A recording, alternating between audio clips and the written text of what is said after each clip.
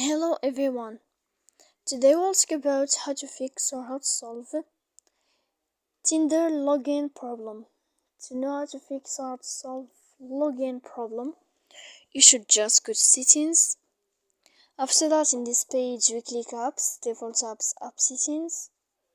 When you'll find this list, you will search about the application of Tinder. When you'll find this page of app info, you will click on first stop and you will click OK. Here we go to click storage. After that we click clear cache, and in the end you can go to your airplane mode. You can turn on, then you can turn off your airplane. If it's not working with you, you can go to Play Store, you search about Tinder, and you can update your app in this blue sign. So please don't forget to support us by like and subscribe. See you next time in another video.